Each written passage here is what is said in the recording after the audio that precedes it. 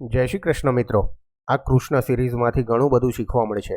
ભક્ત અને ભગવાનનો એકબીજા માટેનો ભાવ સમજવા માટે આ કૃષ્ણનો એક પણ પ્રકરણ ચૂકતા નહીં. પહેલો ભાગ જેને ન જોયો હોય તો તેની લિંક ડિસ્ક્રિપ્શનમાં આપી છે. કૃપયા ક્લિક કરીને જોઈ લેજો તો બીજો ભાગ સમજવામાં પૂરો આનંદ આવશે. આજે તમારી માટે લઈને આવી ગયો છું ભક્તિ વેદાંત શ્રીલા પ્રભુપાદની કૃષ્ણનું બીજું પ્રકરણ, જેનું નામ છે દેવતાઓએ ગર્ભમાં રહેલા ભગવાન શ્રી કૃષ્ણની કરેલી સ્તુતિ. અને તમને વિડીયો ગમે તો ચેનલને સબસ્ક્રાઇબ કરીને મારા ઉત્સાહમાં વધારો અવશ્ય કરજો. કંસ રાજાએ યદુ, ભોજ, અંધક વગેરે રાજવંશોના તથા સુરસેનના રાજ્યો પડાવી લીધા. એટલું જ નહીં, પરંતુ પ્રલંબાસુર, દ્વિવિધાસુર, પૂતના, કેશી, ધેનુકાસુર, બકાસુર, ચાણુરાસુર, તૃણાવર્થસુર, અગાસુર, મુષ્ટિકાસુર, અરિષ્ટાસુર વગેરે અસુર રાજાઓ સાથે ગાઢ મૈત્રી સંબંધો બાંધ્યા. તે વખતે આજે જેને બિહાર રાજ્ય તરીકે ઓળખીએ છીએ તે મગધ દેશનો રાજા જરાસંઘ હતો. કંસે પોતાની મુત્સદીગીરી ભરી રાજનીતિનો ઉપયોગ કરીને જરાસંઘની છત્રછાયા નીચે તે સમયનું સૌથી બળવાન રાજ્ય જમાવ્યું.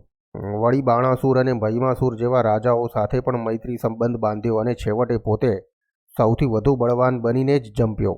ત્યાર પછી જે વંશમાં શ્રી કૃષ્ણ જન્મ ધારણ કરનાર હતા તે વંશમાં અત્યંત કિન્નાખોરીપૂર્વક વર્તવા લાગ્યો. કંસથી ત્રાસી જઈને કુરુ, ભોજ અને અંધક રાજવંશીઓ કુરુ, પંચાલ, કૈકઈ, શાલ્વ, વિદર્ભ, નિષદ, વિદેહ અને કૌશલ જેવા જુદા જુદા રાજ્યોમાં આશ્રય લેવા માંડ્યા. કંસે યદુ, ભોજ અને અંધક રાજ્યોની એકતા છિન્ન ભિન્ન કરી નાખી. એ સમયે ભારત વર્ષ તરીકે જાણીતા વિશાળ મુલ્ક પર તેણે પોતાની આણ જમાવી. કંસે દેવકી અને વસુદેવના 6 બાળકોની એક પછી એક હત્યા કરી. ત્યારે તેના ઘણા મિત્રો અને સગાવાલાઓએ તેને આ અત્યંત નીચ પ્રવૃત્તિ ન કરવા માટે વિનંતી કરી હતી, પણ આ સૌ ઉલટાના કંસના જ અનુયાયી બની ગયા હતા. જ્યારે દેવકીજી 7મી વખત સગર્ભ થયા ત્યારે શ્રી કૃષ્ણની કળારૂપે અનંતે તેમના ગર્ભમાં પ્રવેશ કર્યો. દેવકીજી એક સાથે હર્ષ અને શોક બંનેથી ઉભરાઈ ગયા. વિષ્ણુ ભગવાને તેમના ગર્ભમાં આશ્રય લીધો એ વસ્તુ તેમની સમજમાં આવી ગઈ. તેથી તેઓ રાજી થયા, પણ પોતાના બાળકનો જન્મ થતાં જ કંસ તેની હત્યા કરશે એ વિચારે તેઓ શોકમાં ડૂબી ગયા. એ વખતે કંસના અત્યાચારોથી ત્રાસી ગયેલા યદુઓની ભયજનક પરિસ્થિતિ પર અનુકંપા થવાથી પૂર્ણ પુરુષોત્તમ ભગવાને પોતાની અંતરંગ શક્તિ યોગમાયાને પ્રકટ થવા માટે હુકમ કર્યો. કૃષ્ણ તમામ બ્રહ્માંડના સ્વામી છે, પણ ખાસ કરીને યદુવંશના તો તેઓ પ્રભુ છે. યોગમાયા પૂર્ણ પુરુષોત્તમ ભગવાનની મુખ્ય શક્તિ છે. વેદોમાં કહ્યું છે કે પૂર્ણ પુરુષોત્તમ ભગવાન અનંત પ્રકારની શક્તિઓ ધરાવે છે. પરાસ્ય શક્તિર્વિવિધૈવ શ્રૂયતે. વિવિધ પ્રકારની સર્વ શક્તિઓ આંતરિક રીતે અને બાહ્ય રીતે કામ કરે છે. આ યોગમાયા આ સર્વ શક્તિઓમાં મુખ્ય છે. સુંદર ગાયોથી હંમેશા ભરપૂર રીતે સુશોભિત વૃંદાવનની વ્રજભૂમિની ધરતી પર પ્રભુએ યોગમાયાને પ્રકટ થવા હુકમ કર્યો. વૃંદાવનમાં નંદ રાજા અને યશોદા રાણીની સાથે રોહિણી નામે વસુદેવની પત્ની રહેતી હતી. કંસના અત્યાચારોના ભયથી રોહિણી ઉપરાંત યદુવંશના જે ઘણા લોકો દેશમાં ચારે બાજુ ચાલ્યા ગયા હતા તેમાંના કેટલાક પર્વતોની ગુફાઓમાં રહેતા હતા. ભગવાને યોગમાયાને આ પ્રમાણે સૂચના આપી: કંસના કેદખાનામાં દેવકી અને વસુદેવ છે. આ ઘડીએ મારો અંશ શેષ દેવકીના ગર્ભમાં છે. શેષને દેવકીના ગર્ભમાંથી રોહિણીના ગર્ભમાં સ્થળાંતર કરવાનો તું પ્રબંધ કર. આ વ્યવસ્થા થયા બાદ હું મારી સર્વશક્તિઓ સહિત દેવકીના ગર્ભમાં પ્રકટ થનાર છું. ત્યાર પછી દેવકી અને વસુદેવના દીકરા તરીકે હું પ્રગટીશ અને તારે વૃંદાવનમાં નંદ અને યશોદાની દીકરી તરીકે પ્રકટ થવું. તું મારી સમકાલીન બહેન તરીકે પ્રકટ થઈશ એટલે સંસારભરના લોકો સર્વ પ્રકારની કિંમતી ભેટો, અત્તર, દીપક, પુષ્પો, બલિની સામગ્રી વગેરેથી તારું પૂજન કરશે. તું તેમની ઇન્દ્રિયોને તૃપ્ત કરવાની લાલસાઓને ઝડપથી પૂરી કરીશ. ભૌતિક સ્નેહ સંબંધોથી ઉભરાતા લોકો તારા જુદા જુદા વિસ્તારો તથા સ્વરૂપો દ્વારા તારું પૂજન કરશે. આ સ્વરૂપો દુર્ગા, ભદ્રકાળી, વિજયા, વૈષ્ણવી, કૌમુદા, ચંડિકા, કૃષ્ણા, માધવી, કન્યકા, માયા, નારાયણી, ઈશાની, શારદા અને અંબિકા તરીકે ઓળખાશે. કૃષ્ણ અને યોગમાયા સર્વોચ્ચ શક્તિમાન ભાઈ અને બહેન તરીકે પ્રકટ થયા. શક્તિમાન અને શક્તિ વચ્ચે સ્પષ્ટ ભેદ નથી, પરંતુ શક્તિ હંમેશા શક્તિમાનને અધીન રહે છે. ભૌતિકવાદીઓ શક્તિના પૂજારીઓ છે, પણ આધ્યાત્મિકવાદીઓ શક્તિમાનના ભક્તો છે. ભૌતિક જગતમાં શ્રી કૃષ્ણ સર્વશ્રેષ્ઠ શક્તિમાન છે અને દુર્ગા સર્વોચ્ચ શક્તિ છે. હકીકતમાં વૈદિક સંસ્કૃતિમાં લોકો શક્તિમાન અને શક્તિને પૂજે છે. વિષ્ણુ ભગવાન અને દેવીના લાખો મંદિરો છે અને કેટલીક વાર તો તેઓનું એક સાથે પૂજન થાય છે. શ્રી કૃષ્ણની બહિરંગી શક્તિરૂપ દુર્ગા દેવીના પૂજારીઓ સહેલાઈથી સર્વ પ્રકારની ભૌતિક સિદ્ધિઓ પ્રાપ્ત કરે છે, પણ જે કોઈ દિવ્ય ભૂમિકા પર સ્થિર થવા માગતા હોય તેમણે તો કૃષ્ણ ભાવનામાં રહીને સર્વશક્તિમાનની પૂજા વિધિમાં જ રોકાવું જોઈએ. ભગવાને યોગમાયાને જણાવ્યું કે તેમનો અંશા અવતાર અનંત શેષ દેવકીના ગર્ભમાં હતો. રોહિણીના ગર્ભમાં તેમનું બળપૂર્વક આકર્ષણ થવાથી તેઓ સંકર્ષણ તરીકે જાણીતા થશે અને તેઓ સર્વ પ્રકારની આધ્યાત્મિક શક્તિ અથવા બળનું ઉદ્ભવ સ્થાન રહેશે, જેના વડે વ્યક્તિ રમણ તરીકે જાણીતો જીવનનો સર્વોચ્ચ આનંદ ભગવાનને શક્તિમાન થશે. પરિણામે તેમના પ્રાકટ્ય પછી આ અંશાવતાર સંકર્ષણ અથવા બલરામ તરીકે જાણીતા થશે. ઉપનિષદોમાં કહ્યું છે કે નાયમ આત્મા બલહીનેન લભ્ય. તે કહેવાનો આશય એ છે કે બલરામની પૂરી કૃપા વિના માણસને પૂર્ણ પુરુષોત્તમ પરમેશ્વર અથવા તો કોઈ પણ પ્રકારનો આત્મ સાક્ષાત્કાર પ્રાપ્ત થઈ શકતો નથી. બલનો અર્થ અહીં ભૌતિક બલ એવો નથી. કોઈ પણ વ્યક્તિ ભૌતિક બળ દ્વારા આધ્યાત્મિક પૂર્ણત્વ પ્રાપ્ત કરી શકે નહીં. વ્યક્તિમાં બલરામ કે સંકર્ષણે રેડેલી આધ્યાત્મિક શક્તિ હોવી જોઈએ. અનંત અથવા શેષ એવી વ્યક્તિ છે કે જે સર્વ ગ્રહોને તેમના જુદા જુદા સ્થાનમાં નિશ્ચિત રાખે છે. ભૌતિક દ્રષ્ટિએ આ ધારણ શક્તિ ગુરુત્વાકર્ષણના નિયમ તરીકે જાણીતી છે, પણ હકીકતમાં તે સંકર્ષણની પ્રકટ શક્તિ છે. બલરામ અથવા સંકર્ષણ આધ્યાત્મિક બળ અથવા મૂળ આધ્યાત્મિક ગુરુ છે. એટલે નિત્યાનંદ પ્રભુ કે જેઓ બલરામના અવતાર છે તેઓ મૂળ આધ્યાત્મિક ગુરુ છે. આધ્યાત્મિક ગુરુ એ આધ્યાત્મિક બળ દેનાર પૂર્ણ પુરુષોત્તમ પરમેશ્વર બલરામના પ્રતિનિધિ છે. ચૈતન્ય ચરિતામૃતમાં એ વસ્તુનું સમર્થન થાય છે કે આધ્યાત્મિક ગુરુ શ્રી કૃષ્ણની કૃપાનું પ્રકટ સ્વરૂપ છે. જ્યારે પૂર્ણ પુરુષોત્તમ ભગવાને યોગમાયાને આ રીતે હુકમ કર્યો ત્યારે તેણે ભગવાનની પ્રદક્ષિણા કરી અને તેમની આજ્ઞા અનુસાર આ ભૌતિક જગતમાં જન્મ ધારણ કર્યો. જ્યારે પૂર્ણ પુરુષોત્તમ ભગવાને શેષને દેવકીના ગર્ભમાંથી રોહિણીના ગર્ભમાં સ્થળાંતર કરાવ્યું ત્યારે તે બંને માતાઓ યોગ નિંદ્રા તરીકે જાણીતી યોગમાયાના આવરણ નીચે હતી અને જ્યારે આ બન્યું ત્યારે લોકો સમજ્યા કે દેવકીને 7મી વખતે કસુવાવડ થઈ ગઈ. બલરામ દેવકીના પુત્ર તરીકે પ્રકટ થયા છતાં રોહિણી સૂત તરીકે ઓળખાવા માટે તેમણે રોહિણીના ગર્ભમાં સ્થળાંતર કર્યું. આ વ્યવસ્થા થયા બાદ પૂર્ણ પુરુષોત્તમ શ્રી કૃષ્ણ ભગવાન કે જેઓ પોતાના શુદ્ધ ભક્તોમાં પોતાની સર્વ શક્તિઓ પ્રદાન કરવા હંમેશા તૈયાર રહે છે, તેમણે વસુદેવજીના મનમાં સમગ્ર જગતના નાથ તરીકે પ્રવેશ કર્યો. આ રીતે શ્રી કૃષ્ણ ભગવાને સર્વપ્રથમ દેવકીજીના અણિશુદ્ધ હૃદયમાં પોતાનું સ્થાન ગ્રહણ કર્યું. દેવકીજીના ગર્ભમાં વીર્ય સ્ખલન દ્વારા પ્રવેશ કર્યો ન હતો. પૂર્ણ પુરુષોત્તમ પરમેશ્વર પોતાની અચિંત્ય શક્તિથી કોઈ પણ રીતે પ્રકટ થઈ શકે છે. તેમના માટે સામાન્ય મનુષ્યની જેમ સ્ત્રીના ગર્ભમાં વીર્ય સ્ખલન દ્વારા પ્રકટ થવું જરૂરી નથી. જ્યારે વસુદેવજીએ પોતાના હૃદયમાં પૂર્ણ પુરુષોત્તમ ભગવાનનું સ્વરૂપ ધારણ કર્યું ત્યારે તેઓ ભગવાનના તેજસ્વી કિરણો કે જે સાધારણ માણસ માટે હંમેશા અસહાય અને દુઃખદાયક હોય છે તેનાથી બરાબર તેજસ્વી સૂર્ય જેવા જણાયા. વસુદેવજીના અણિશુદ્ધ પવિત્ર હૃદયમાં રહેલા ભગવાનનું સ્વરૂપ અને આદિપુરુષ ભગવાન શ્રી કૃષ્ણના સ્વરૂપ વચ્ચે ભેદ નથી. શ્રી કૃષ્ણનું સ્વરૂપ કે જે કોઈ પણ જગ્યાએથી અને ખાસ કરીને હૃદયમાં પ્રકટ થાય છે ત્યારે તે ધામ કહેવાય છે. ધામ માત્ર શ્રી કૃષ્ણનું સ્વરૂપ જ નહીં બલકે તેમનું નામ, તેમનું સ્વરૂપ, તેમના ગુણ અને તેમના સાજ સરંજામ એ બધું સૂચવે છે. આ બધી વસ્તુઓ એક સાથે પ્રકટ થાય છે. જે રીતે આથમતા સૂર્યના કિરણોનું પૂર્વમાં ઉદય થાય, પૂર્ણ ચંદ્રમાં સ્થળાંતર થાય છે, તે જ રીતે વસુદેવજીના મનમાંથી સર્વશક્તિમાન પૂર્ણ પુરુષોત્તમ ભગવાનના સનાતન સ્વરૂપનું દેવકીજીના મનમાં સ્થળાંતર થયું. પૂર્ણ પુરુષોત્તમ ભગવાન શ્રી કૃષ્ણે વાસુદેવજીના શરીરમાંથી દેવકીજીના શરીરમાં પ્રવેશ કર્યો. સાધારણ જીવાત્માની પરિસ્થિતિ કરતાં તેઓ અલૌકિક હતા. જ્યાં શ્રી કૃષ્ણ છે ત્યાં નિશ્ચયપૂર્વક માનવું કે તેમની નારાયણ આદિ સર્વ અંશકળાઓ અને નરસિંહ ભગવાન, વરાહ ભગવાન વગેરે સર્વ અવતારો પણ સાથે જ હોય છે અને તેઓ પણ ભૌતિક સૃષ્ટિના નિયમોથી બંધાયેલા હોતા નથી. આ રીતે દેવકીજી અદ્વિતીય અને સર્વ કારણોના કારણ સ્વરૂપ આદિપુરુષ ભગવાનના નિવાસનું સ્થાન બન્યા. દેવકીજી પરમ સત્યનું સ્થાન હોવા છતાં પણ તે કંસના ઘરમાં રહેતા હતા. તેથી તે આવરણ પામેલા અગ્નિ જેવા કે દુરુપયોગ થયેલા શિક્ષણ જેવા લાગતા હતા. જ્યારે ગળામાં અથવા કે પાત્રની દિવાલોમાં અગ્નિ ઢંકાયેલો હોય છે ત્યારે તેના પ્રકાશમય કિરણોનો તાગ કોઈ પામી શકતું નથી. તે જ પ્રમાણે સાધારણ જન સમાજને જે જ્ઞાનનો લાભ ન મળતો હોય, દેવકીજી કંસના રાજમહેલની જેલની દિવાલોમાં રહેતા હતા. તેથી તેમના ગર્ભમાં રહેલા પૂર્ણ પુરુષોત્તમ ભગવાનને લીધે નિષ્પન્ન થતા તેમના દૈવી સૌંદર્યનું કોઈ દર્શન કરી શક્યું નહીં. પરંતુ કંસે પોતાની બહેન દેવકીનું દિવ્ય સૌંદર્ય નિહાળ્યું અને તરત જ તેને સમજાયું કે પૂર્ણ પુરુષોત્તમ ભગવાને તેના ગર્ભમાં પ્રવેશ કર્યો છે. દેવકીજી ક્યારેય પણ આટલા સુંદર લાગતા ન હતા. તેને સ્પષ્ટ રીતે સમજાઈ ગયું કે દેવકીના ગર્ભમાં કશુંક આશ્ચર્યજનક છે. આ રીતે કંસ અસ્વસ્થ થયો.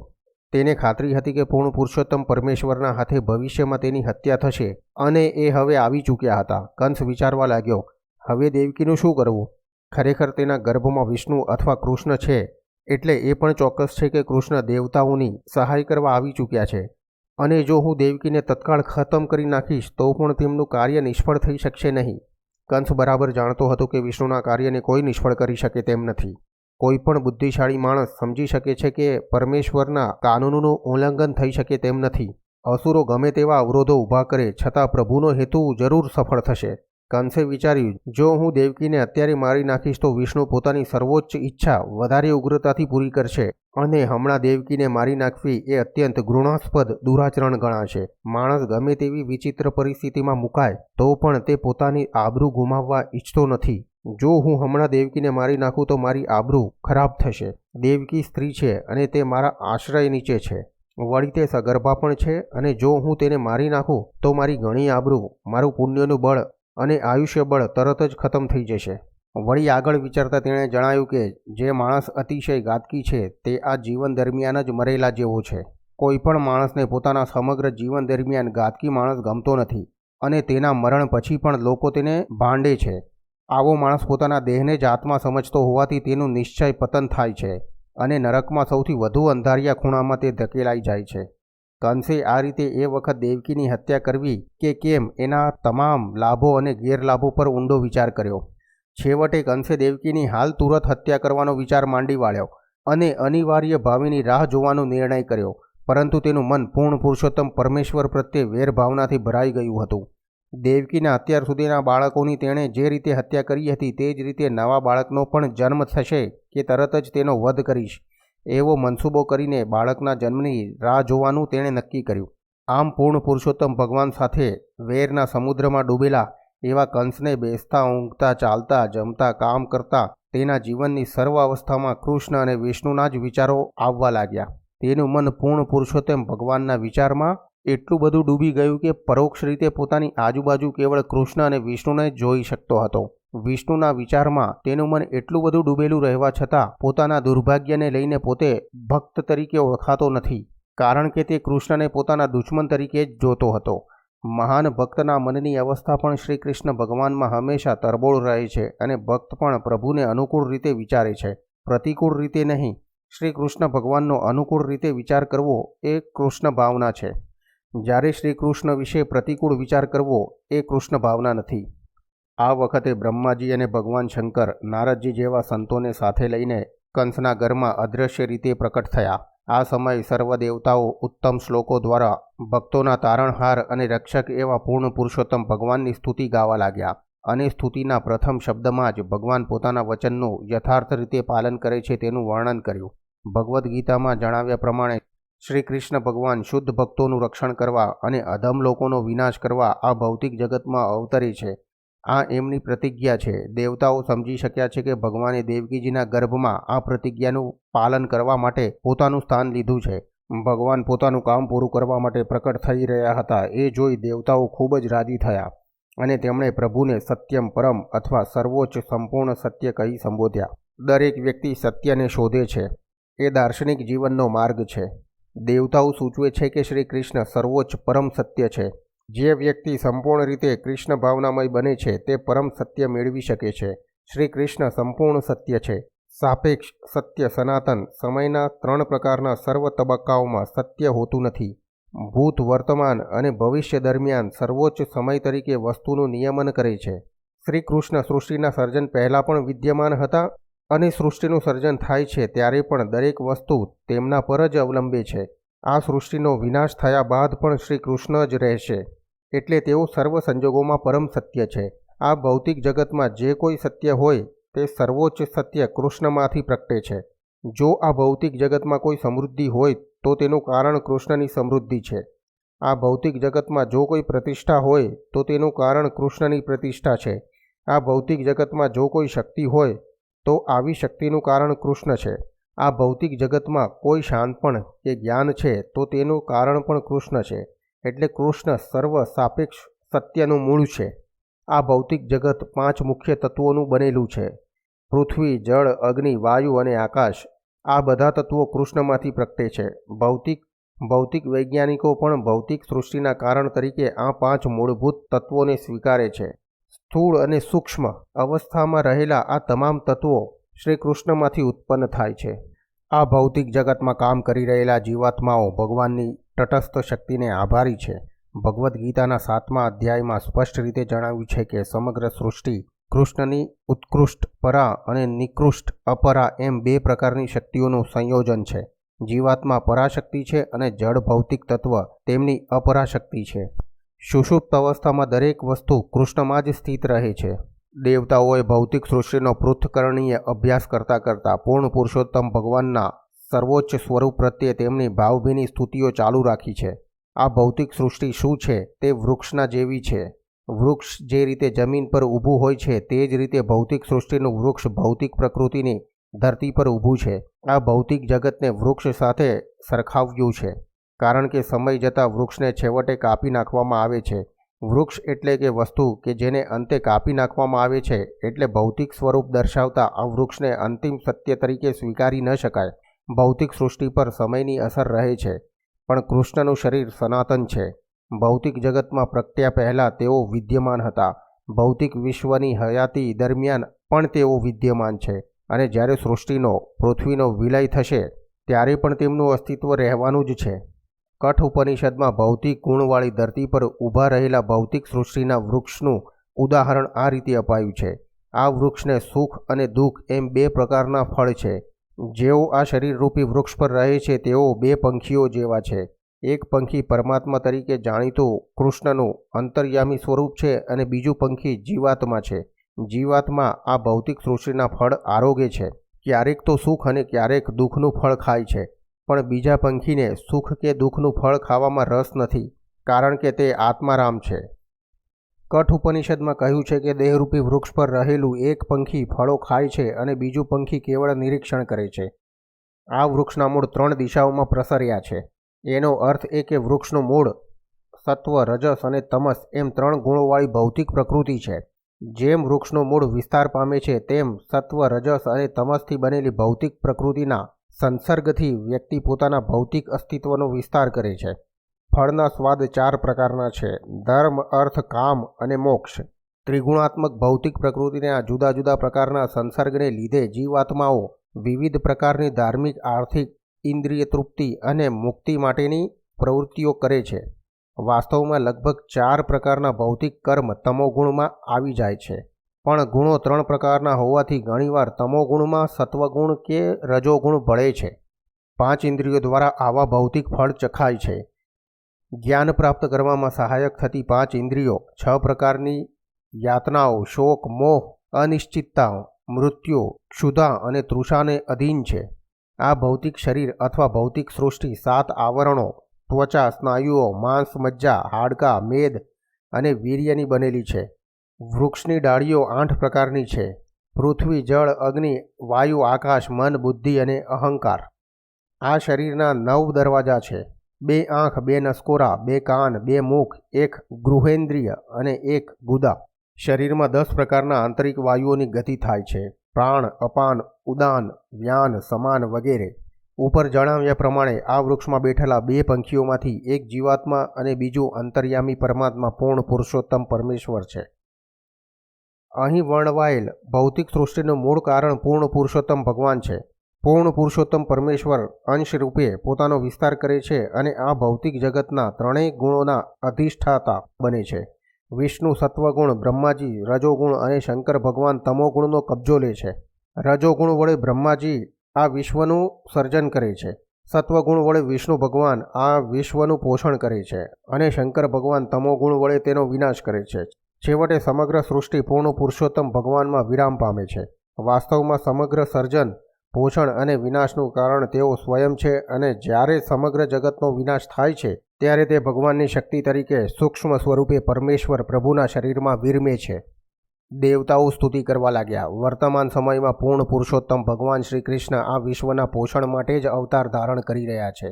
હકીકતમાં સર્વોચ્ચ કારણ એક છે, પણ 3 ગુણવાળી ભૌતિક પ્રકૃતિની જાકમ જળમાંથી અંધ થયેલા મંદબુદ્ધિવાળા લોકોને ભૌતિક જગતની ઉત્પત્તિ જુદા જુદા કારણોસર થયેલી જણાય છે. જે લોકો બુદ્ધિશાળી છે તેઓ જોઈ શકે છે કે એક કૃષ્ણ જ આ બધાનું કારણ છે. બ્રહ્મ સંહિતામાં જણાવ્યા પ્રમાણે સર્વ કારણ પૂર્ણ પુરુષોત્તમ ભગવાન કૃષ્ણ સર્વ કારણોના કારણ છે.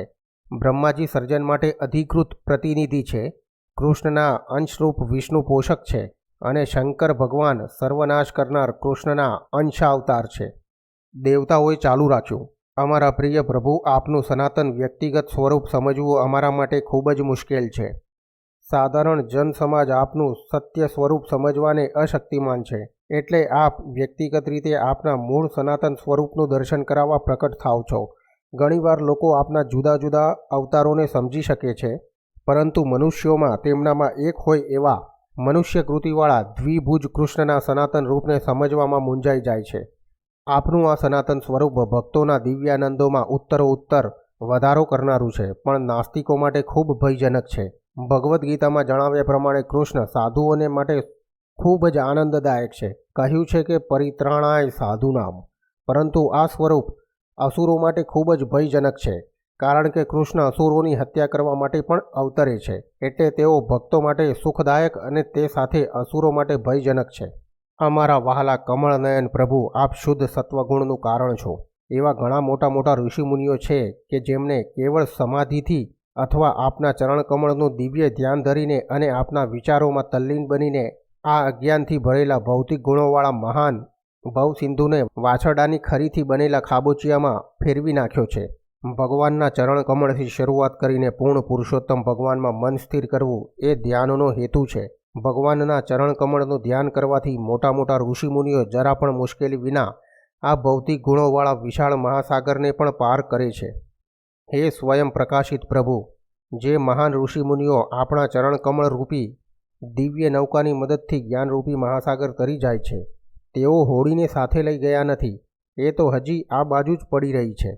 દેવતાઓ અહીં સુંદર ઉપમાનો ઉપયોગ કરે છે. સામાન્ય રીતે કોઈ માણસ નદી પાર કરવા માટે હોડીમાં બેસે તો હોડીએ પણ તેની સાથે સાથે નદીની સામે પાર પહોંચવું જ પડે છે.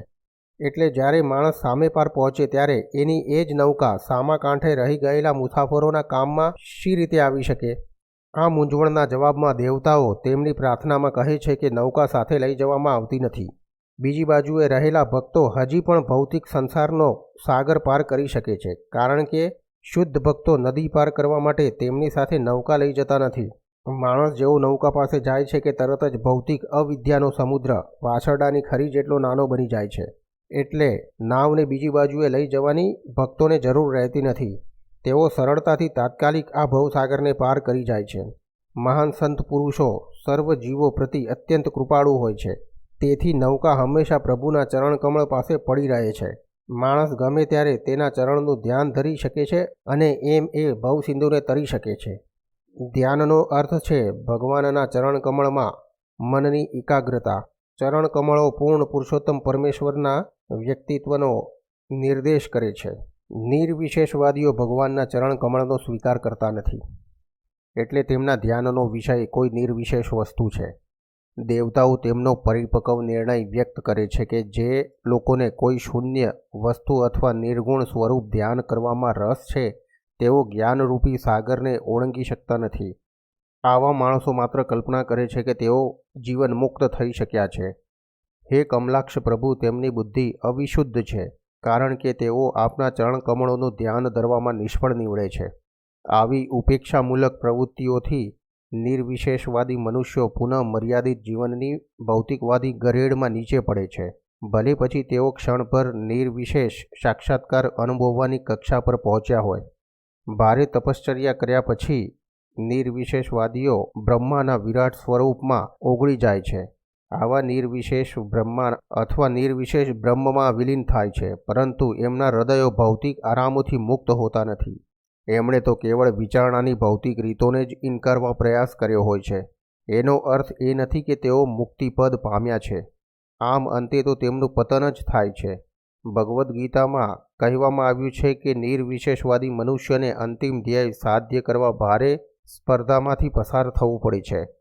શ્રીમદ ભાગવતમના આરંભમાં પણ કહેવામાં આવ્યું છે કે પૂર્ણ પુરુષોત્તમ ભગવાન પ્રતિ ભક્તિભાવ પૂર્ણ સેવા વિના આ સાંસારિક સકામ કર્મમાંથી માણસ મુક્તિ મેળવી શકતો નથી.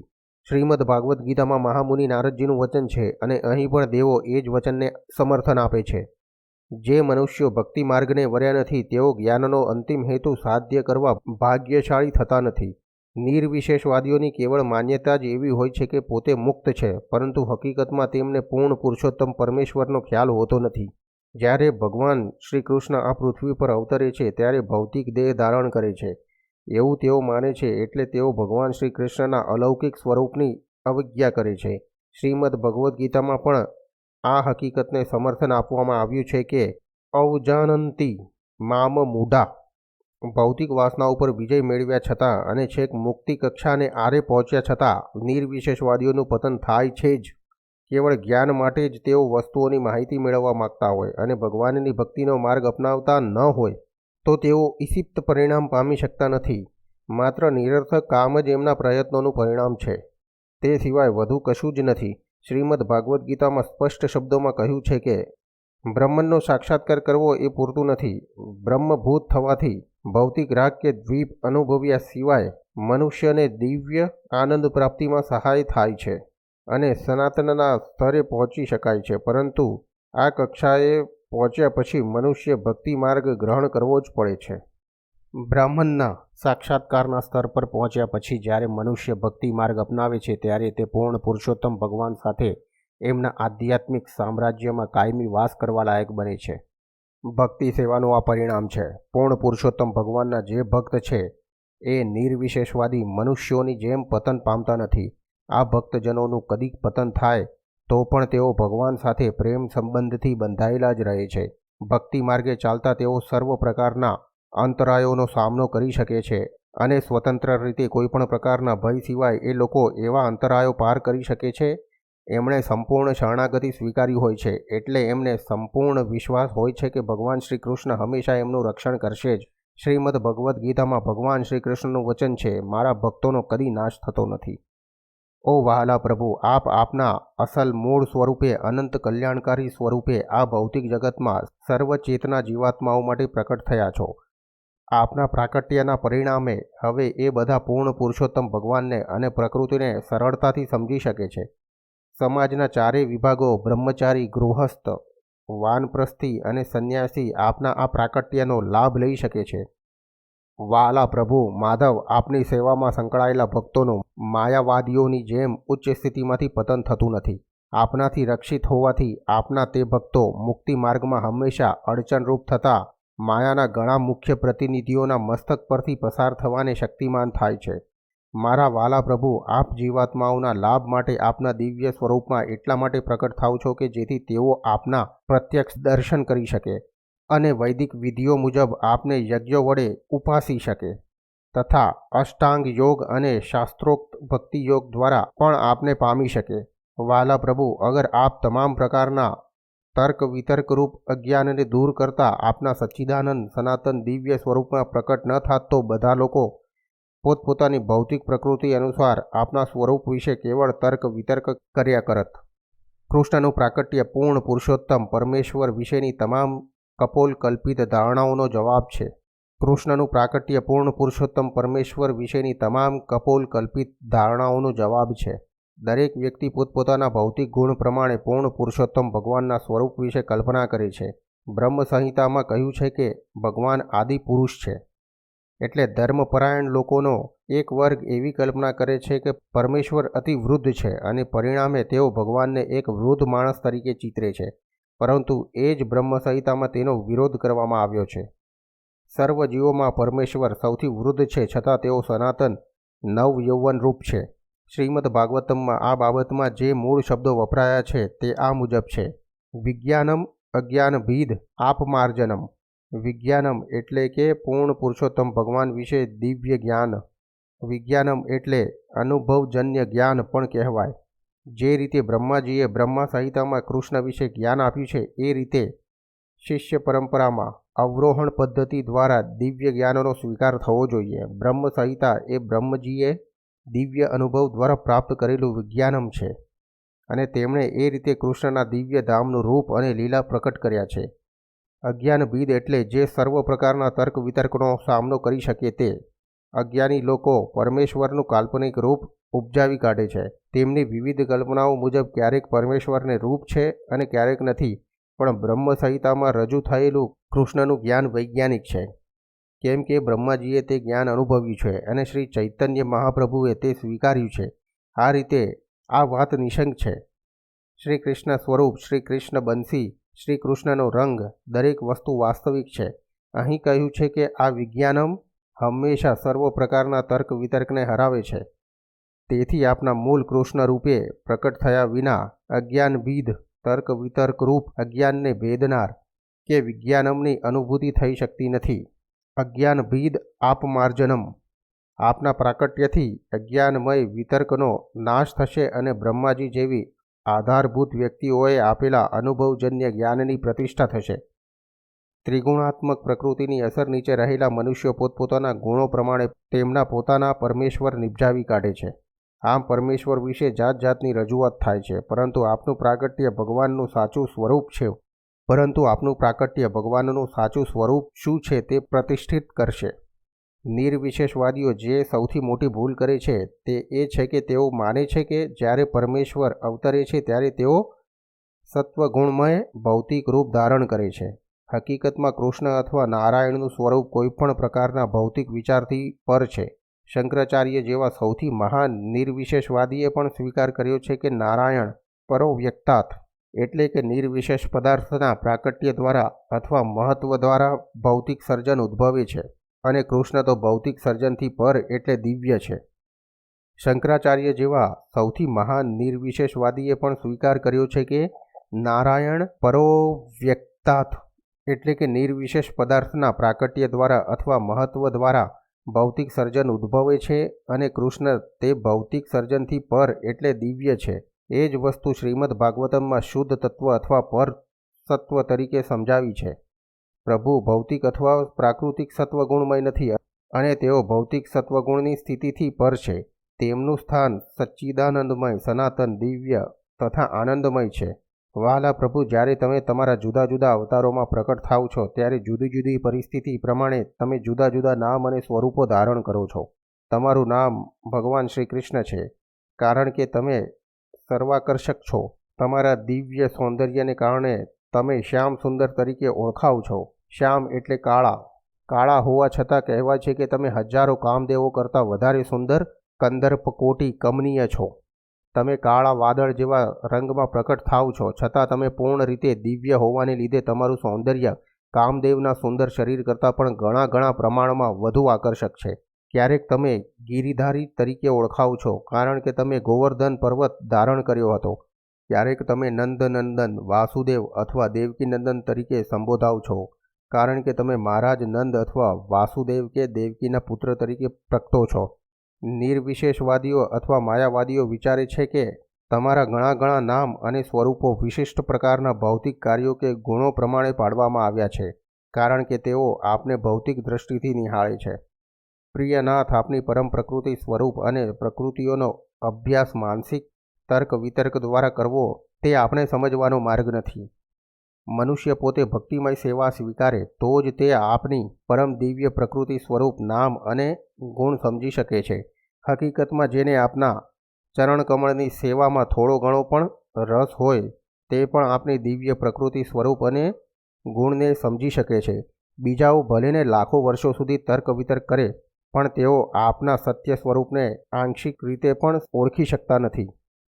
બીજા શબ્દોમાં પૂર્ણ પુરુષોત્તમ ભગવાન શ્રી કૃષ્ણને અભક્તો સમજી શકે તેમ નથી, કારણ કે કૃષ્ણનું સાચું સ્વરૂપ યોગમાયાના પડદા વડે ઢંકાયેલું છે. ભગવદ્ ગીતામાં જણાવ્યું છે તે પ્રમાણે નાહમ પ્રકાશમ સર્વસ્ય ભગવાન કહે છે, હું દરેક વ્યક્તિ સમક્ષ પ્રકાશિત થતો નથી. જ્યારે કૃષ્ણ આવ્યા ત્યારે કુરુક્ષેત્રના યુદ્ધ મેદાનમાં હાજર હતા. તેમણે દરેક જણને તેમને જોયા, પરંતુ દરેક જણ ન સમજી શક્યા કે તેઓ પૂર્ણ પુરુષોત્તમ પરમેશ્વર સ્વયં હતા.